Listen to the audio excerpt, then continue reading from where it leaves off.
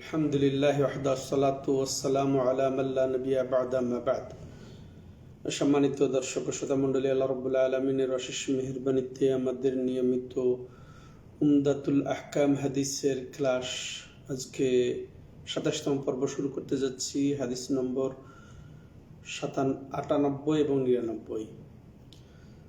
তো এ পর্বে নবী সাল্লাল্লাহু আলাইহি সাল্লাম সালাতের যে স্থানে তাকবীর বলেছেন সে তাকবীরগুলার হুকুম এবং পদ্ধতি নিয়ম জানা যাবে। তো আসেন আমরা প্রথমে হাদিসটি শুনি, লম্বা হাদিস। তো আমরা এই শুনি। আন আবি হুরায়রা রাদিয়াল্লাহু আনহু قال كان رسول الله صلى الله عليه وسلم إذا قام إلى الصلاة يكبر حين يقوم ثم يكبر حين يركع ثم يقول سمع الله لمن حمده حين يرفع صلبه من الركوع ثم يقول وهو قائم ربنا ولك الحمد ثم يكبر حين يهوي ثم يكبر حين يرفع رأسه ثم يكبر حين يسجد ثم يكبر حين يرفع رأسه ثم يفعل ذلك في صلاته كلها حتى يقضيها ويكبر حين يقوم من الثنتين بعد الجلوس। প্রথম হাদিসটি আমরা জানি যে নিয়ম তান্ত্রিক যেটা রীতি শেখ মাকদিস ইমাম মাকদিসির যে বুখারী মুসলিম থেকে তিনি যেগুলা হাদিস পেয়েছেন এই ক্ষেত্রে সেগুলা তিনি বর্ণনা দিয়েছেন। তো এটা সালাত পর্ব চলছে আমরা জানি। তো আবু হুরায়রা রাদিয়াল্লাহু তাআলা আনহু হাদিসের বর্ণনাকারী, তিনি বলছেন যে রাসূলুল্লাহ সাল্লাল্লাহু আলাইহি সাল্লাম যখন তিনি সালাতের জন্য দণ্ডায়মান হতেন তখন তাকবীর দিতেন। যখন তিনি সালাতের দিকে যেতেন এবং তাকবীর দিতেন যখন তিনি দাঁড়াতেন। সুম্মা ইউকাব্বিরু হিনা ইয়ারকা, এরপরে আবার তিনি তাকবীর দিতেন যখন তিনি রুকু করতেন। সুম্মা ইয়াকুল, এরপরে তিনি কি বলতেন?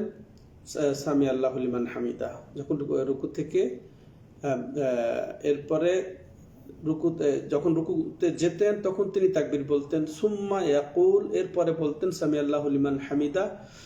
তারপরে মানে উঠার সময় তিনি রুকু থেকে উঠার সময় আর তাকবীর বলতেন না, সামি আল্লাহু লিমান হামিদা বলতেন যখন তিনি তার মাথাটা একেবারে এই প্রথম রাকাত থেকে উঠে একেবারে সোজা হয়ে যেতেন। এরপরে তিনি বলতেন দাঁড়ানো অবস্থায় কি রব্বানা ওয়ালাকাল হামদ, এই তাসবিহ পড়তেন। সুম্মা ইউকাব্বিরু হিনা ইয়াহউই, এরপরে আবার তিনি তাকবীর দিতেন যখন ঝুঁকতেন। সুম্মা ইউকাব্বিরু হিনা ইয়ারফাউ রাসাহু, এরপরে আবার তিনি যখন মাথা উঠাতেন তখন তিনি আবার তাকবীর বলতেন, অর্থাৎ সিজদায় যখন যেতেন তাকবীর দিতেন এবং সিজদা থেকে যখন উঠতেন তখন তিনি তাকবীর বলতেন। সুম্মা ইউকাব্বিরু হিনা ইয়াসজুদ, এরপর আবার দ্বিতীয় যখন সিজদা দিতেন তখনও তিনি তাকবীর দিতেন। সুম্মা ইউকাব্বিরু হিনা ইয়ারফাউ রাসাহু, এরপরে দ্বিতীয় সিজদা থেকে যখন তিনি উঠতেন তখনও তিনি তাকবীর বলতেন। সুম্মা ইয়াফআলু যালিকা ফি সালাতিহি কুল্লিহা হাত্তা ইয়াকদিয়াহা, এইভাবে সালাতের শেষ পর্যন্ত তিনি এইভাবেই তাকবীর বলতেন। ওয়াইকাব্বিরু হিনা ইয়াকুমু মিনাস সিনতাইনি বাদা জুলুস, এরপরে 3 রাকাত বা 4 রাকাত বিশিষ্ট সালাত হলে তখন তিনি কি করতেন? যখন 2 রাকাত পড়ে আত্তাহিয়াত পড়তেন, পড়ার পরে আবার তৃতীয় রাকাতের জন্য যখন তিনি দাঁড়াতেন তখন তিনি এই তাকবীর বলতেন। তাহলে তাকবীর কোন জায়গায় সেগুলো আমরা স্পষ্ট জানতে পারলাম। এর সাথে সমর্থবোধক আরেকটি হাদিস, মুতাররিব বিন আব্দুল্লাহ قال صليت خلف علي بن أبي طالب رضي الله عنه أنا وعمران بن حسين رضي الله عنه فكان إذا سجد كبر وإذا رفع رأسه كبر وإذا نهض من الركعتين كبر فلما قضى الصلاة أخذ بيدي عمران بن حسين فقال قد ذكرني هذا صلاة محمد صلى الله عليه وسلم أو قال صلى بنا صلاة محمد صلى الله عليه وسلم। মানে দর্শক শ্রোতা মণ্ডলী, তো এরই বুখারীতে আবার যে আরো বর্ণনা এসেছে তো সেটাও লেখক রাহিমাহুল্লাহ এখানে যুক্ত করে বলছেন যে মুতাররিব বিন আব্দুল্লাহ বিন শিখির তিনি বর্ণনা করে বলছেন যে আমি আলী বিন আবি তালেব রাদিয়াল্লাহু তাআলা আনহুর পিছনে সালাত আদায় করলাম এবং তার সাথে আমার সাথে ছিলেন ইমরান ইবনে হুসাইন, প্রখ্যাত সাহাবী। তো মুতাররিফ বাবা আব্দুল্লাহ ইনি সাহাবী ছিলেন, তিনি ছিলেন তাবী। তো তিনি মুতাররিফ বলছেন, আমি আলী রাদিয়াল্লাহু তাআলা আনহুর পিছনে সালাত আদায় করছিলাম, আমার সাথে ছিল কে? ইমরান ইবনে হুসাইন। তো ফাকানা ইদা সাজাদা, তো আলী রাদিয়াল্লাহু যখন তিনি সিজদা করছেন তখন তিনি তাকবীর বলছেন।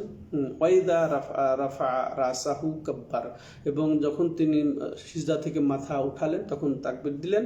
ওয়াইদা নাহাদা মিনার রাকাতাইনি কাব্বার, এবং 2 রাকাত থেকে যখন দাঁড়ালেন তখন তিনি তাকবীর দিলেন। ফালাম্মা কাদা সালাতা, এরপর যখন তিনি সালাত শেষ করলেন, আখাদা বিয়াদি ইমরান ইবনে হুসাইন, ইমরান ইবনে হুসাইন আমার হাতটা ধরলেন এবং বললেন, কাযাক্কারানি হাদা সালাতা মুহাম্মাদিন সাল্লাল্লাহু আলাইহি সাল্লাম, এই সালাতটা অর্থাৎ আলী রাদিয়াল্লাহু তাআলা যেভাবে সালাত আদায় করলেন, যেভাবে তাকবীর বললেন, এটা আমাকে স্মরণ করিয়ে দিল মুহাম্মদ সাল্লাল্লাহু আলাইহি সাল্লামের সালাতকে।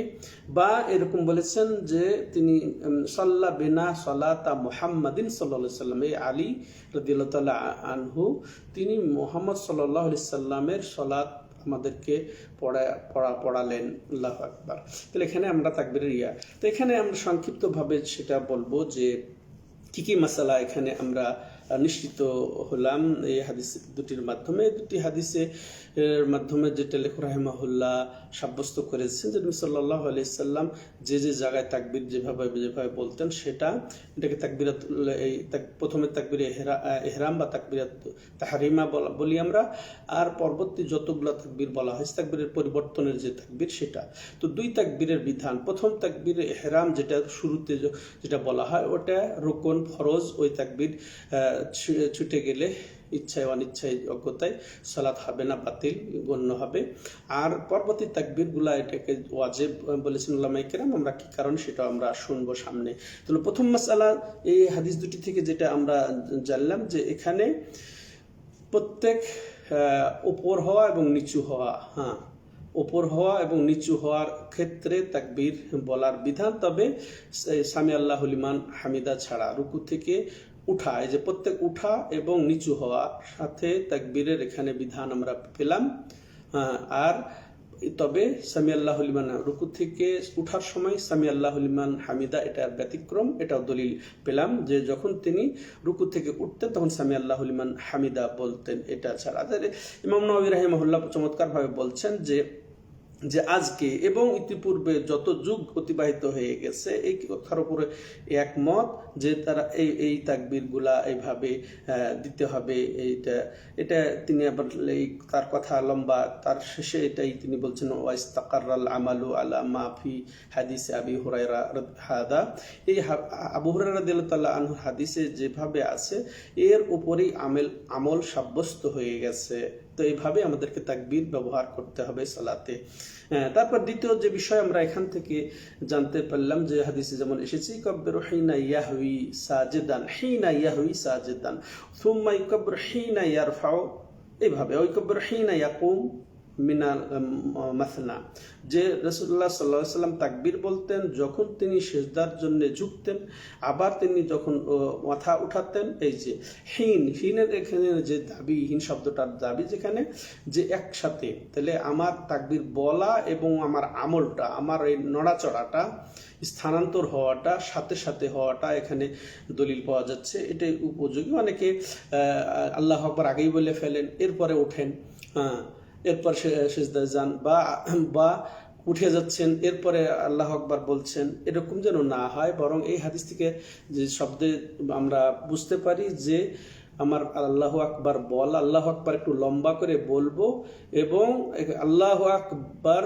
বল শুরু করব, আমি রুকুতে পৌঁছে যাব, রুকুতে আমি পুরাপুরি পৌঁছে যাব, আর আমার আল্লাহু আকবার শেষ হবে।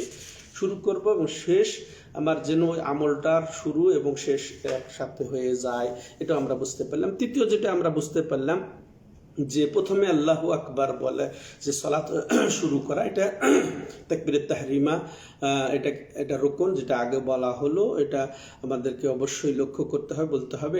এই এটা কখন এই দণ্ডায়মান হয়ে এই তাকবীরটা বলতে হয়, দণ্ডায়মান অবস্থায়। কাদের জন্য? যারা সামর্থ্য রাখে দাঁড়ানোর, এদেরকে অবশ্যই দাঁড়ানো অবস্থায় প্রথম তাকবীরে তাহরিমা আল্লাহু আকবার বলতে হবে। তো এই কেউ যদি সামর্থ্য থাকা অবস্থায় বসে কথা বসে আছে, আল্লাহু আকবার বলে তারপরে দাঁড়িয়ে সে হাত বাঁধলো, এরকম হলে হবে না। তেমনই ভাবে যে মনে করেন ইমাম চলে গেছেন রুকুতে, এরপরে সে ওই দাঁড়ানো অবস্থাটা ছুটে গেছে তার, এরপর তিনিও রুকুতে গিয়ে আল্লাহু আকবার বলে, এটাও যেন না হয়, বরং দাঁড়ানো অবস্থায় আল্লাহু আকবার বলে তারপরে ইমামের সাথে সে রুকুতে পৌঁছবে।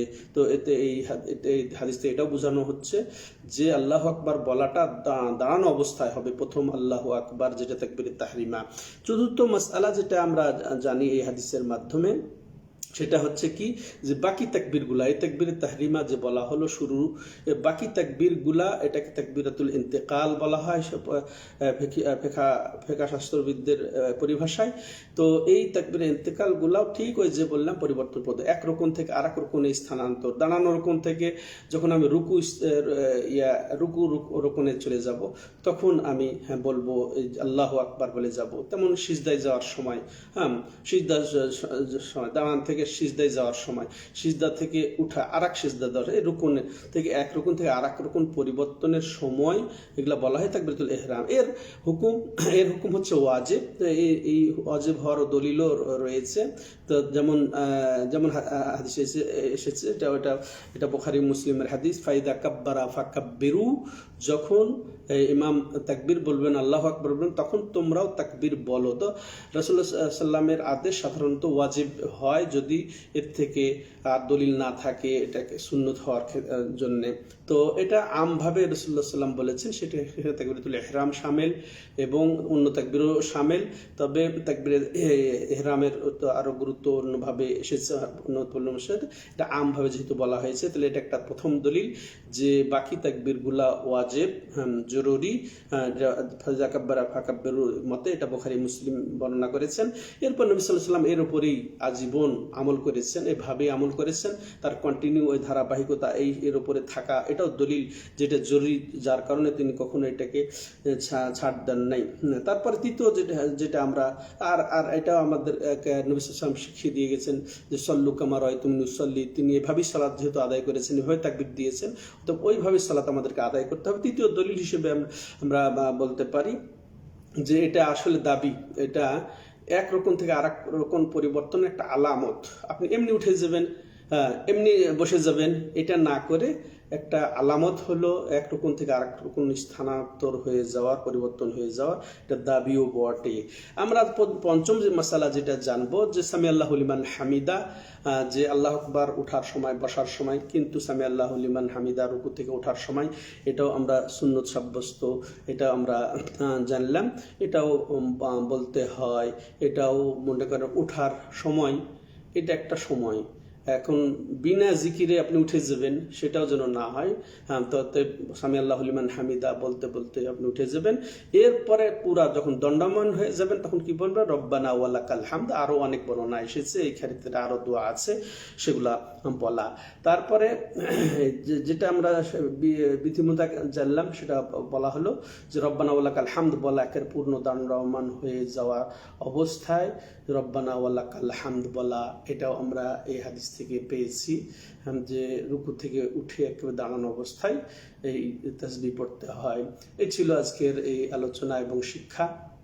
আল্লাহ আমাদেরকে তৌফিক দান করেন নবী সাল্লাল্লাহু আলাইহি ওয়াসাল্লামের সুন্নত অনুযায়ী সালাতগুলোকে শুদ্ধ করে আদায় করার। হাদা ওয়া সাল্লাল্লাহু আলা নবিনা মুহাম্মদ ওয়া আলা আলিহি ওয়া সাহবিহি আজমাইন।